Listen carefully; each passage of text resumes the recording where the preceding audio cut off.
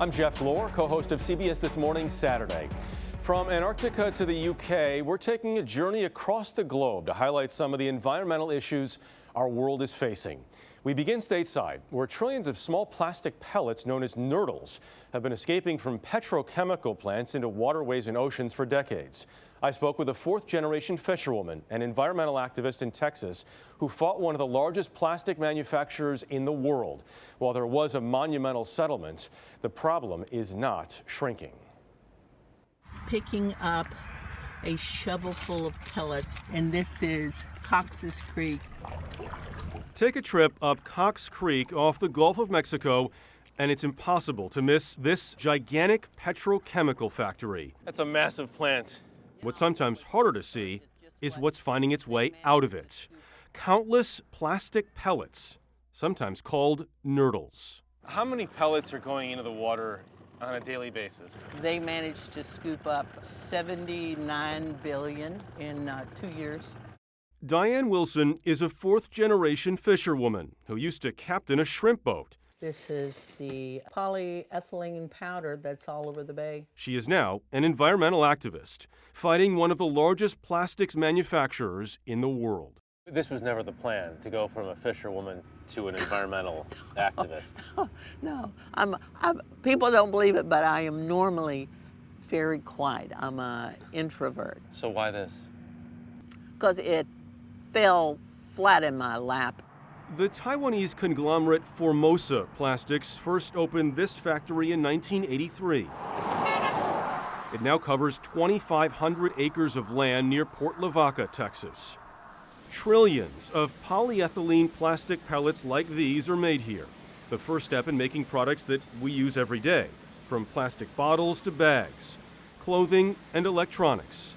But billions of plastic pellets are also lost and find their way into waterways and eventually oceans. Many wash back up onto the beach. So this is thousands and thousands of nurdles, all from the most recent high tide line. Jace Tunnel is the founder of the Nurdle Patrol, which began tracking pellets after a massive spill near Corpus Christi. It is the weirdest name you've ever heard, but it's a big problem. Right, I think that's what draws a lot of people to it, is they think, nurdle, I've never heard of a nurdle, what is that? And then you get into talking about, well, it's plastic and it shouldn't be in the environment. We know for a fact that there's a laundry list of over 200 species that are eating these pellets. And then there's also a concern about what these pellets, once they're in the environment, they're absorbing PCBs, PAHs, DDTs, all those acronyms we hear about, harmful chemicals. These absorb those chemicals. Accumulating on our beaches, in our waterways as we speak. Exactly. The hot spot over here. It's estimated as much as 250,000 tons of nurdles enter the ocean each year. We can tell based on the colors, the period of time they've been out into the sun. This has been happening over many decades. In North America, the problem is worst in the Gulf. This is really painting us a picture of where the highest concentrations are. All the way from Mexico's Yucatan Peninsula to the Florida Keys. Diane Wilson began collecting pellets on the waterways she used to fish, meticulously documenting where and when they were found. And now her work, 30 plastic tubs filled with evidence, has led to a record-breaking settlement. Formosa Plastics agreed to pay $50 million to help local fishermen and environmental cleanup projects in the area. When you first heard that Formosa was going to settle, what did you think? I was in kind of state of shock about it. $1 million of that $50 million settlement will go to fund Tunnel's Nurdle Patrol. This isn't just one company that is the bad actor here. It's probably industry-wide based on the data that we've accumulated through Nurdle Patrol. Do you think the company or companies who are responsible for doing this are committed to fixing it? I don't think that these companies want their pellets out into the environment. I think that it is cheaper to leave the product on the ground after it's spilled than it is to clean it up. They don't want to spend the money to clean it up. Right. How do you make them do that? Regulations. Both Tunnel and Diane Wilson say the Formosa settlement is not the end of their fight. In fact, just the opposite. Every accessible point in the Gulf of Mexico has been sampled. Tunnel gets new reports of pellets washing ashore every day. There are currently 46 companies in Texas alone manufacturing plastics. And Tunnel's map showing the size of the problem is only growing. Do you feel like people are getting the message about this? Well, when I give presentations, one of the key points that I make is, why are we doing all this? So I have a picture of my kids holding up a bottle of plastic pellets, and I tell people, this is for the next generation. They shouldn't have to deal with this. They should be picking up seashells, not picking up plastic pellets off the beach. Now we take you to Antarctica, where scientists say man-made climate change is threatening the survival of penguins. Our correspondent Roxana Saberi traveled 3 days by ship from Argentina to Elephant Island for a first-hand look. Antarctica is one of the most remote places on the planet, but climate change is hitting it hard. We're here with a group of scientists who want to know how the warming weather is affecting this particular species of penguin, the chinstrap. Elephant Island is so far flung, few people have set foot on these rocky shores. It took us 3 days of sailing with environmental activists from Greenpeace, crashing through waves and climbing across rubber rafts to join scientists counting penguins. Why count penguins? They come back to the same place to nest every year, which means we can really keep tabs on their populations. So by observing penguins, we can get an idea of the health of this whole area. Alex Borowitz observes nesting areas like this, where one parent babysits while another travels down a penguin highway to fish for krill, then hikes back up to feed its chick the shrimp-like food. These scientists from Stony Brook and Northeastern universities count each chaotic colony on foot with mechanical clickers and scan them from above with high-tech drones. All to see if this population of chinstrap penguins is dwindling, like elsewhere in the region. The researchers are traveling on Greenpeace ships from island to island across the Antarctic Peninsula. They're comparing different penguin populations to see how they're adapting to climate change here. It may not look like it, but this is one of the fastest warming areas on Earth. One nearby island is actually called Penguin Island. Over the past 4 decades, its chinstrap population has plunged by 75%. The numbers have dropped across the region as temperatures have soared by more than 5 degrees over 50 years. That's about 5 times the global average. So when we see climate change impacting things down here, glacial melt, warming oceans, more acidic oceans, penguins do really interact with all of those things. So do krill, chinstrap's favorite food. They depend on sea ice to survive. Sea ice is really what brings all of the ocean life here together. So with less sea ice, there's less krill, so less food for the chinstrap penguins? That's the idea. After days of counting chinstraps on Elephant Island, 21, 22, 22. The scientists invited us onto their ship 32 across. to watch them crunch numbers from one nesting site. Okay. So they've lost already 50% since the early teens. Wow. That's amazing. That fits the pattern they're seeing on the island so far. A decline of around 150,000 chinstraps since the last major survey 50 years ago. Another sign, the researchers say, this penguin population is collapsing across the region. It's very dramatic to have a wildlife population decline by 50%, an unexploited wildlife population. They're not hunted. And you think climate change is the main reason behind it? I think climate change is driving almost all of the processes down here now in a way that they've never experienced before. Penguins are a lot like people. They need food and a good environment to thrive. These researchers say if the world continues to warm, these birds can show us how other species, even human beings, will be affected by climate change. Last year, we traveled to the Yucatan Peninsula in Mexico, where scientists are trying to figure out why massive waves of seaweed are washing up on beaches.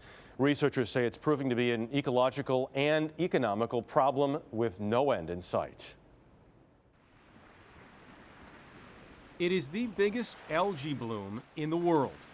Massive waves of seaweed called sargassum washing up on shore day after day. This beach was just cleaned today. Yes. a couple of hours and the seaweed will be on the beach again.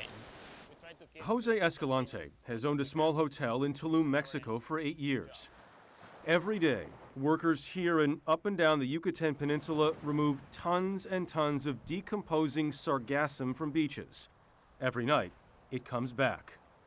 Rosa Rodriguez Martinez from Mexico's National University is trying to figure out why. We are getting sargassum almost from March to October, so basically more than half of the year we receive massive amounts. Whereas before it was how long? Before maybe 2 or 3 weeks during the summer. That's a huge difference. Yes, it's impressive. Impressive is one word for it. A problem, big problem is another. It's a problem, economical problem, ecological, and probably human health problem also. Since 2011, the amount of sargassum in the Atlantic has increased dramatically. It currently forms a 5,000-mile mass from Africa to the Caribbean. It is estimated to weigh 22 million tons. Why is it so bad right now? I think it's because we have polluted the sea too much. So now we have a lot of nutrients and the algae are taking advantage of it. Fertilizer runoff from Brazil, increased by deforestation, is believed to be the largest fuel source for the sargassum. That, combined with warming ocean water and changing ocean currents, has put the Yucatan squarely in the crosshairs. It has gotten so bad the Mexican Navy has just been put in charge of dealing with this problem. They took us up on a reconnaissance mission to locate the largest sargassum waves. We're fully aware that we're only addressing the effects of sargassum. Rear Admiral Enrique Flores Morado told us the Navy will build new sargassum-busting ships to reel in as much as they can. But that does not solve any problem. In reality, the causes have to be addressed. But given the lack of research, we're now implementing immediate actions. Right now, many towns and resort owners are using floating barriers to corral and collect sargassum, including in Puerto Morelos, half an hour south of Cancun. We can say for sure that we are the first destination in the whole Mexican Caribbean with already a control above the sargassum. There's a lot of it, though. Yeah, because this area, It doesn't look controlled. No. Hector Tamayo is in charge of tourism here. How many trucks go in and out each day? More than 50. More than 50 trucks, just of sargassum every day, carted in and out here. And then we just start mixing that with the sargasso. Some are developing novel ways to use sargassum, including Omar Vasquez, who's building homes with it. They're better than the other bricks. The sargassum is mixed with clay and compost by foot and then compressed into bricks. I mean, it's ironic because I grew up without a house, without a home. We crossed the border to the States when I was 8 years old. And then came back. I came back to live my Mexican dream. Your Mexican dream? Yes. It doesn't have not even a gram of cement. Everything is organic. Even though Vasquez says his homes are 100% organic, there may be an issue with what accumulates in the sargassum at sea. We took it fresh. Rosa Rodriguez's latest research shows sargassum is high in heavy metals like lead and arsenic, and disposal is a major issue. This is one of the places we found where the sargassum is taken. It's a dump site miles into the jungle, far away from the ocean. It's unclear if the sargassum left here seeps into the ground, goes up into the air, or just sits here forever. Sargassum is either being dumped inland or buried under the beach, which is illegal. It is a crisis stretching across the Caribbean with no end in sight. For folks watching this who may not be familiar with this problem or what's happening here, what do you say? It's something that is happening to the world, not just to the region. This is just a consequence of the entire planet being, in trouble.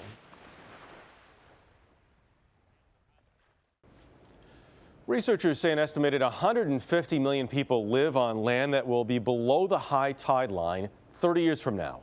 Brooke Silva Braga takes us to Norfolk, Virginia, where citizens are coming together with a unique effort to protect their community from rising seas. The water comes up from Collie Bay into the street. You see it just flowing right now. It's flowing right into your yard. Yep. And as the tide rose, the water kept creeping toward John Bluming's house, which now sits on stilts. After I bought the house, I realized it was a common occurrence. After you bought the house? After I bought the house. How much of a financial surprise was that? About $90,000 to lift it up.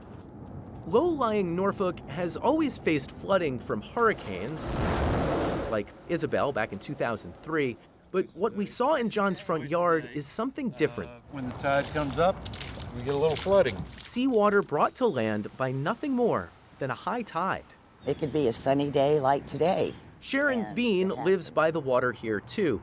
She told us the house can still get flood insurance. They just had to cut power to the outlets on the ground floor. I think it's worse in the fall. Then she showed us videos of kayakers paddling down her street and her dog, Han Solo, floating in space above the same wall where we were sitting. And in a year, that happens how many times? Oh, I would say maybe 26. 26 times? Yes. It's up here all the time. It's a lot. The U.S. government says globally the sea level has risen more than 3 inches in just the last 25 years. And because of things like erosion and ocean currents, some places have faced more rise than others. Norfolk has evidence of that, thanks to a tidal gauge dating back to 1927. Since Sewell's Point gauge in the city of Norfolk was installed there near the naval base, it's raised by nearly 1.5 feet. Derek Loftus, a researcher from the Virginia Institute of Marine Science, says that 1.5 feet of change comes not just from the water rising, but also because overdevelopment of Norfolk's marshy soil has been sinking the land. We think this will get worse, or we don't really know? By the year 2050, we're kind of expecting an increase of somewhere between 0.7 to 1 foot of water. Another foot higher? Yeah. You say that so calmly. Yeah, we've been researching it for years, so I feel like I've known this for a while, But resignation in Norfolk may be as common as water in the streets. You can see it's the continuation of a sidewalk. At least that's how it felt to Dave Mayfield 3 years ago as he wrapped up a career as an environmental journalist for the local paper. I was feeling a bit depressed. We're seeing flooding more and more. People are being inconvenienced. And yet nothing happens. Yeah, nothing happens. I wanted to do something that might make a difference, at least in helping engage people. So Mayfield got an idea. He knew each fall the alignment of the moon, earth, and sun cause what's known as a king tide, an otherwise normal high tide that's especially strong and, more importantly, predictable. We would get as many people as possible out on one day to measure an unusually high tide, have their data crowdsourced into a model improving flood forecasting. He partnered with a group that had developed a tide mapping app and dubbed the event Catch the King. To his surprise, more than 700 people turned out. We've got high tide in about 30 minutes. Guinness certified it as the world's largest ever environmental survey. I think what I underestimated was the innate desire of people to be part of something larger that might result in something good. There have now been 3 annual Catch the King events, and the idea has inundated other parts of the calendar. If the tide charts call for flooding in coastal Virginia, you'll probably find a mapper at the high water mark. So what we do is we walk along the water line at high tide, and about every 5 feet we press a button, and that records our exact location on the GPS. And here's what I've done today. That's the outline of the water? Yes, every place that I have stopped and pushed the app. Mappers like Bill Weary have now pushed the app tens of thousands of times. Yeah, I'm going to take a look at the data that's coming in there. Okay. Their readings end up in the hands of researchers like Derek Loftus. Tells us whether our model is right or wrong, which scientists live and die by. Also, what's particularly useful is it helps us find areas for potential improvement. For example, most of the flooding you'll see today is due to storm drainage systems. And as Mayfield hoped, more than anything, it's given ordinary people a way to do something about a problem no one person can do much about.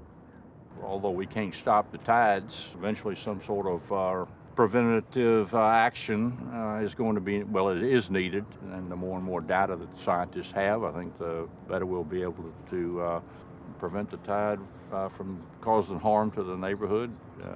May it all come out of what we're doing. The unusually high tide that we might see on our annual project day for Catch the King is going to be a routine high tide not many decades from now. So we provide, I think, a window into the future.